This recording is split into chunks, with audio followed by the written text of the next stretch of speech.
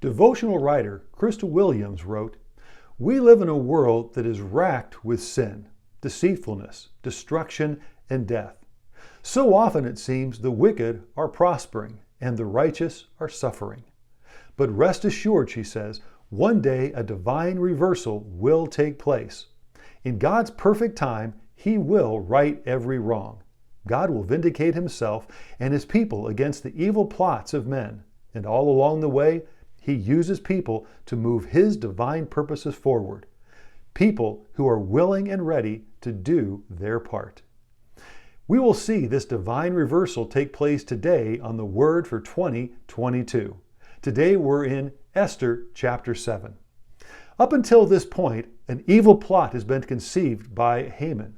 An edict has gone forth in that the Jews will completely be annihilated. 3 days of fasting and prayer have been done by God's people. Esther then invites the king and Haman to a banquet, and then to a second. Haman has gallows built 75 feet tall to hang Mordecai. One night the king can't sleep, and he remembers what Mordecai had done for him. The king then wants to honor Mordecai. Haman suggested to the king how someone might be honored, and then Haman has to do all of that for Mordecai. Haman then goes home and he tells his wife and friends, and they know that Haman is about to fall. Now the second banquet is underway. During the second banquet, Esther is quiet. She's waiting for the king to initiate the conversation. Then the king says, "What is your request?"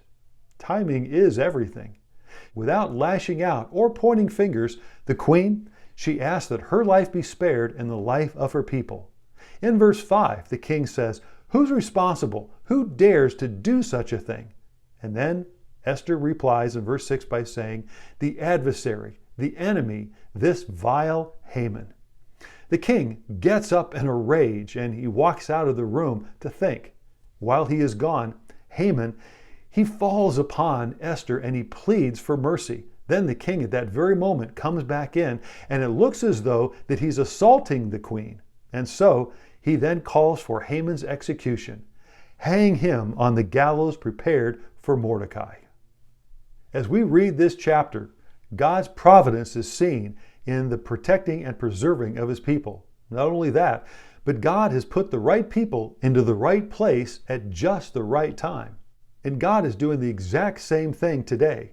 But the question is, will we be willing to do our part when we are called upon? Today, it looks as though evil will triumph. People are wondering, how's everything going to turn out? We need to do what Esther did. We need to trust that God is working behind the scenes. We need to know that God's timing is perfect. And we also need to understand that God will again bring about a divine reversal. Jesus is coming back, and He will end all of Satan's plans. God, He will right every wrong, and He will deliver His children. The rapture will precede the great tribulation.